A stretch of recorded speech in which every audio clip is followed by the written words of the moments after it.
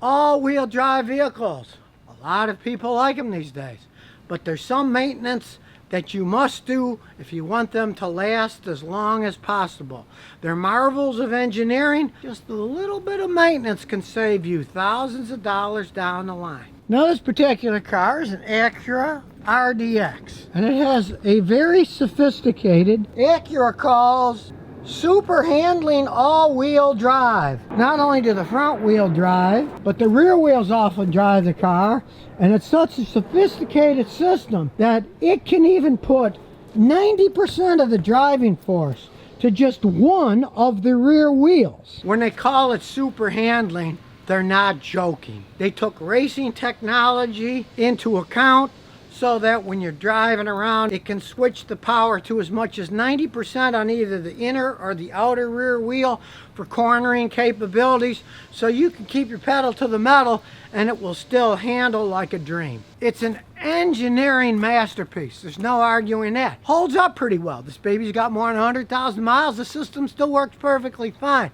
But you can destroy it by not doing proper maintenance. And it's simple. Get a digital tire gauge like this. The digital tire gauges are accurate. They read in half-pound increments. You want to make sure all the tires have the same exact pressure in them all the time. Now you might say, oh Scotty, I got a tire monitoring system. If a tire gets low, it'll warn me. It only warns you when it goes so far off. It's not going to warn you about a half-pound increment. Check your tires when they're cold. Make sure they're all within half a pound of each other. This one's 29. This one's only 28 and a half, 30. And this one, 32. Now why is the pressure important? Because you want all the tires to be the same exact size. Different pressure with the weight of the car, it's going to have a different slight size of the tire. Bigger, smaller. Of course you wouldn't have the right pressure so the tires don't get flat tires or too little pressure, or if you put in too much pressure, they ride worse and then the middle of the tire will wear out because it bulges out a bit more. You want to have them all the same. And remember, do it first thing in the morning when it's cold. As you drive, tires get hot, the pressure goes up. Tires are rated at cold pressure. And if you've watched my video on all-wheel drive systems in the past, realize all four tires have to be exactly the same size. That's why when you buy tires for an all-wheel drive vehicle, you got to buy all four at once. And there's a reason behind this. Take this Acura fancy all-wheel drive system. Their super handling all-wheel drive system. It does handle super, but it does through a very complex system. I'll jack it up to show you better. Here is the transmission differential setup. The engine's connected to it. You got a drive shaft going to the front here, drive shaft going to the front there, and then a drive shaft that goes to the back. So the engineer can drive both the front wheels and the rear wheels. And as we follow the giant drive shaft back, then it goes to the rear differential. But this isn't just any rear differential. This baby has a torque vector rear differential with clutch packs inside. It can make it so that just one of these wheels under certain cornering conditions can do 90% of the power of the vehicle. So rather than being one of the greatest race car drivers of all time to get performance out of this thing, you can just keep the pedal to the metal and the system itself decides how much traction to give to each wheel so you don't get much wheel spin. Now this one is a relatively old one. As you can see, it's a 2007. Now being 14 years old, over 100,000 miles, it still works perfectly fine. The newer systems are even more complex and work even better. But as you can see, they hold up over time quite well if you maintain them. But as we go back under, you can see this rear differential assembly is huge because it's got clutch packs and stuff inside.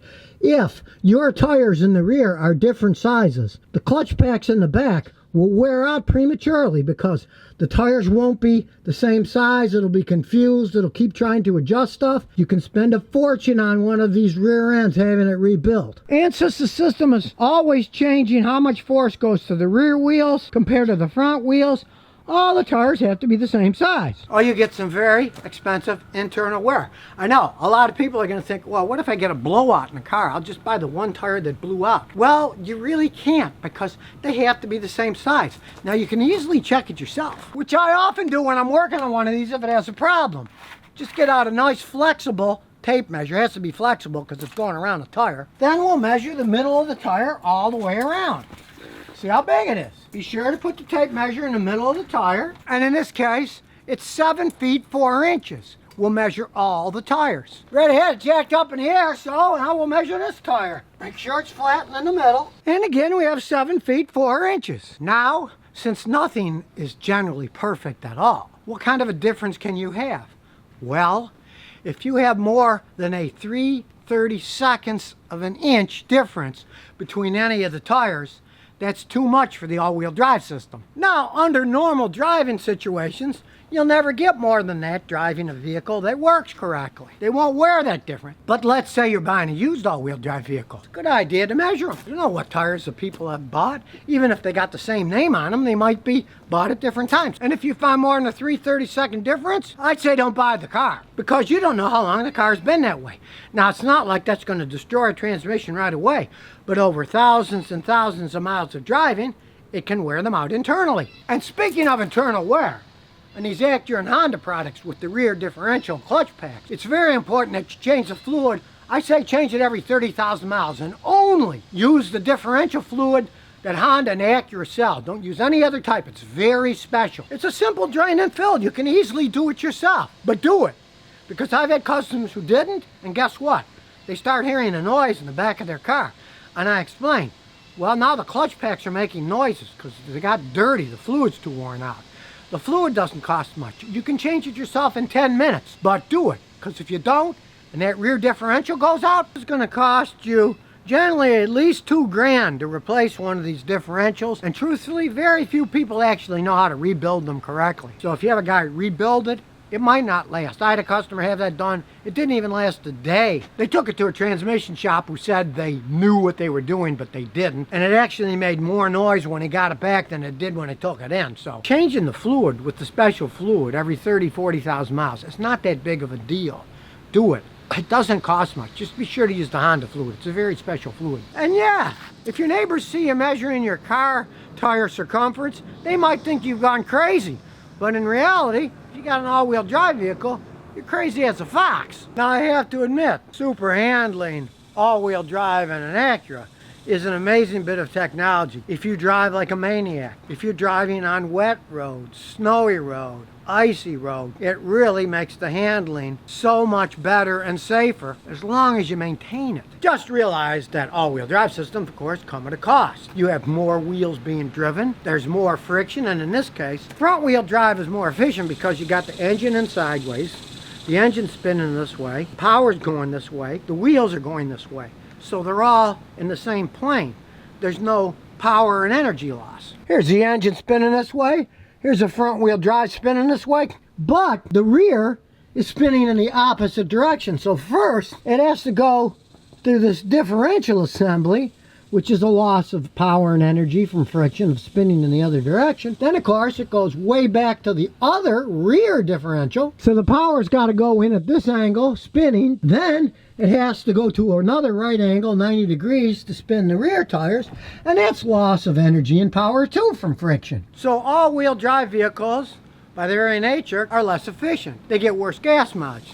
Now, the only exception to this, really, is an electric car. Because if you have electric motors, especially if it's a fancy one with 4 motors, one at each wheel, they're direct drive. The electric motor spins the wheels. And in the case of that, they can actually be more efficient and have more power, plus use less energy to drive themselves because there is no transmission in between.